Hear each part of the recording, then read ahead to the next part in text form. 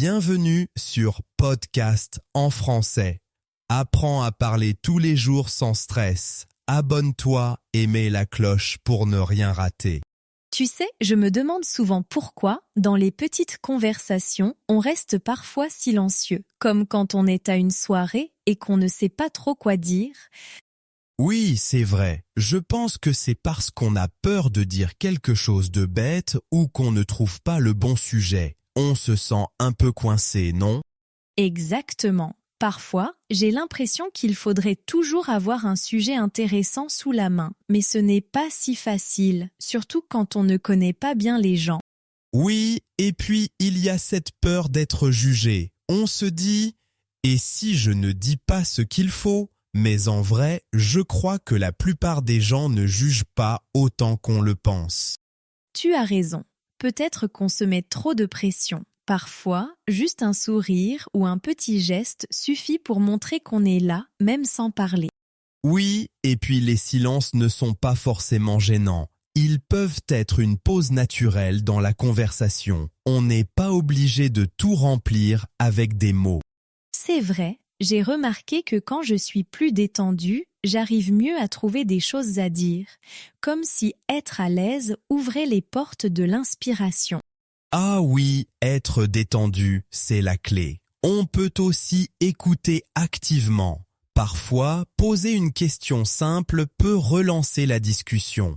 Oui, une question ouverte comme « Qu'est-ce que tu aimes faire le week-end ?» Ça peut vraiment aider à mieux connaître l'autre et à briser la glace.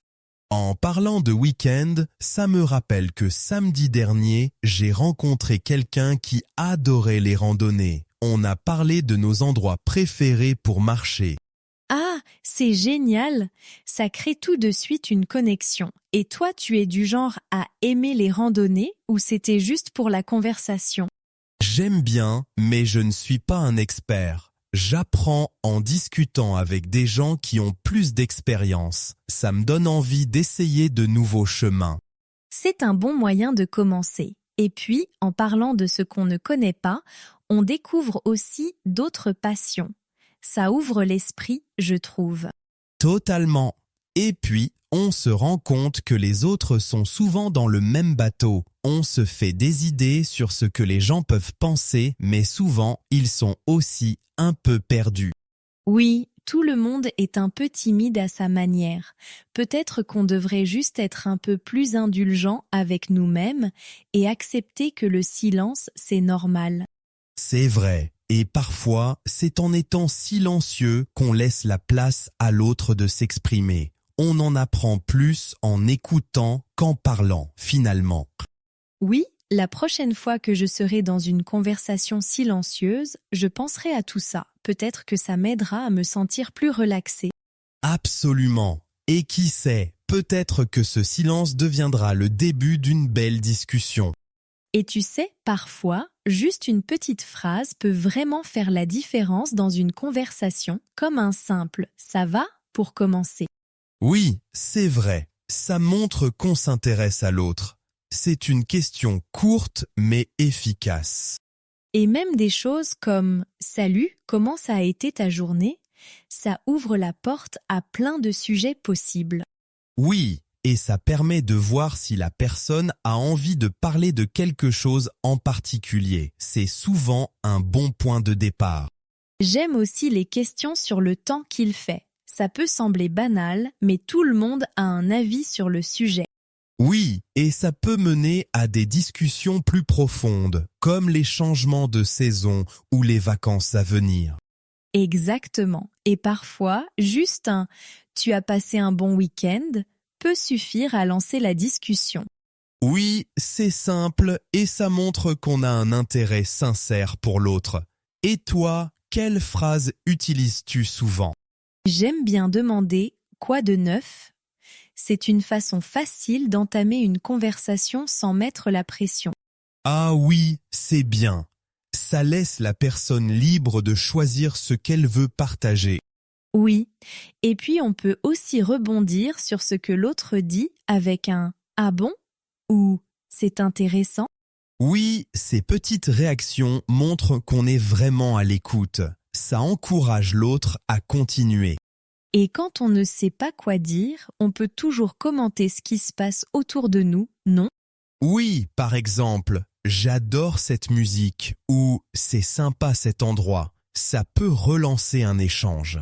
Tout à fait. Et parfois, poser une question sur un sujet commun comme « Tu as vu ce film ?»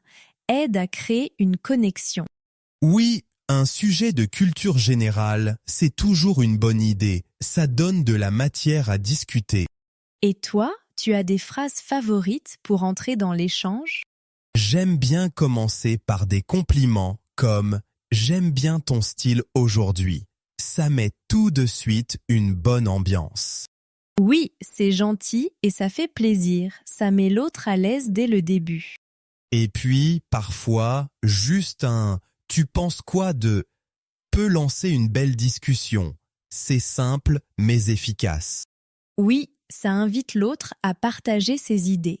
Et toi, tu apprends quelque chose de nouveau. En effet, c'est souvent dans ces petits échanges qu'on découvre beaucoup sur les autres. Et tu sais, parfois, même si on ne trouve pas les mots compliqués, il suffit d'être sincère. Dire un simple « je ne sais pas » ou « je suis d'accord » peut être tout aussi impactant. Oui, c'est vrai, ça montre qu'on est honnête et qu'on participe à la conversation même avec un vocabulaire simple. Parfois, j'aime bien répéter une partie de ce que l'autre dit, comme « Ah, tu aimes le café ?» Ça montre qu'on suit et qu'on s'intéresse. Oui, c'est une bonne technique. Ça permet aussi de clarifier si on a bien compris ce que l'autre a dit. Et puis, on peut toujours ajouter des petites choses comme « moi aussi » ou « pas vraiment ». Ça enrichit l'échange sans trop d'efforts. Exactement. Ces petites phrases aident à faire avancer la conversation sans qu'elle devienne trop compliquée. Et quand on écoute bien, on peut rebondir avec des choses simples comme « Ah, tu fais ça souvent ?» ou « Ça t'a plu ?» Oui, c'est une façon d'encourager l'autre à en dire plus. C'est toujours intéressant de découvrir des détails sur quelqu'un. Parfois, juste un « Ah bon ?» ou « Vraiment ?»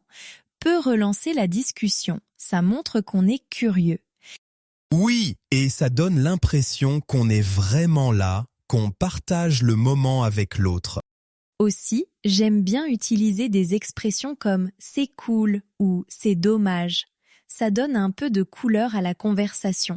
Oui, ça montre qu'on a des émotions et qu'on n'est pas juste en train d'écouter passivement. Et puis, poser des questions simples comme « tu préfères quoi ?» ou « tu as des conseils ?» crée un échange naturel. Oui, ça invite l'autre à partager son opinion ou son expérience et c'est souvent très enrichissant. On peut aussi parler de ce qu'on a en commun comme « j'adore aussi ce livre » ou « moi aussi, je vais souvent là-bas ». Oui, ça renforce le lien et ça fait toujours plaisir de découvrir des points communs. Et quand on ne sait vraiment pas quoi dire, on peut toujours demander « et toi ?» après que l'autre a parlé. Oui, c'est une façon simple mais efficace de relancer la conversation et de montrer qu'on s'intéresse. Tu as raison. Et puis, même un petit silence n'est pas forcément gênant. Parfois, ça laisse juste le temps de réfléchir. Oui, un silence peut aussi montrer qu'on est à l'aise avec l'autre, qu'on n'est pas obligé de parler tout le temps.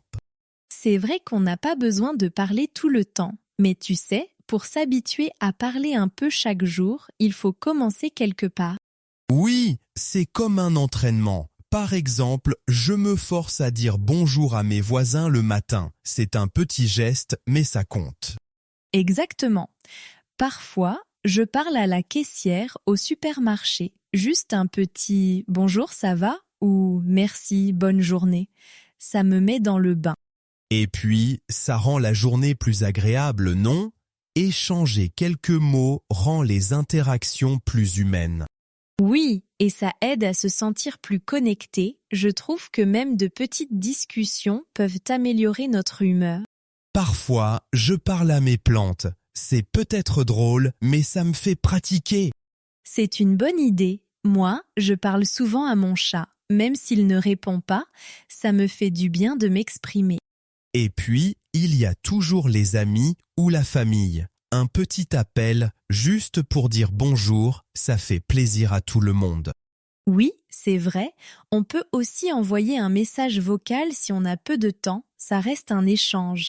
Et ça permet de garder le contact. En plus, parler un peu aide à mieux organiser ses pensées. C'est vrai. Et quand on est seul, on peut aussi lire à haute voix. Ça entraîne notre prononciation. Oui, j'aime bien faire ça avec mes livres préférés. Ça me permet de m'exercer sans pression. On peut aussi décrire ce qu'on fait. Par exemple, je vais préparer le dîner maintenant, même si on est seul. C'est une bonne idée. Ça crée une sorte de dialogue intérieur qui aide à réfléchir en français. En parlant un peu chaque jour, on devient plus à l'aise. C'est comme entretenir un muscle. Oui, et ça renforce notre confiance pour parler avec les autres. On se sent moins intimidé. Et puis, il ne faut pas oublier que les erreurs font partie de l'apprentissage. C'est comme ça qu'on progresse. Exactement. Il faut accepter de ne pas être parfait et juste essayer de s'exprimer. Au final, l'important, c'est d'oser parler, même si c'est juste quelques mots. Oui, chaque petit pas compte. Ça nous rapproche d'une communication plus fluide. Et puis, plus on parle, plus on découvre de nouvelles façons de s'exprimer. C'est vrai. Chaque jour est une nouvelle opportunité d'apprendre et de s'améliorer.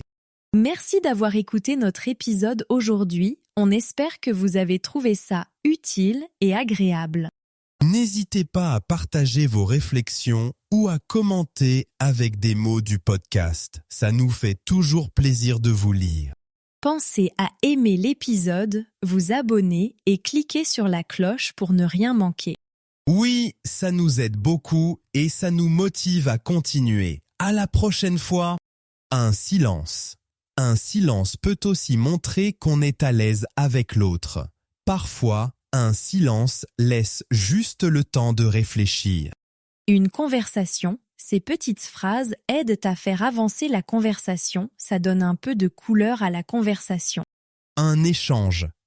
Poser des questions simples crée un échange naturel. Même un message vocal reste un échange. Un message vocal. On peut aussi envoyer un message vocal si on a peu de temps. Même un message vocal reste un échange. Un livre.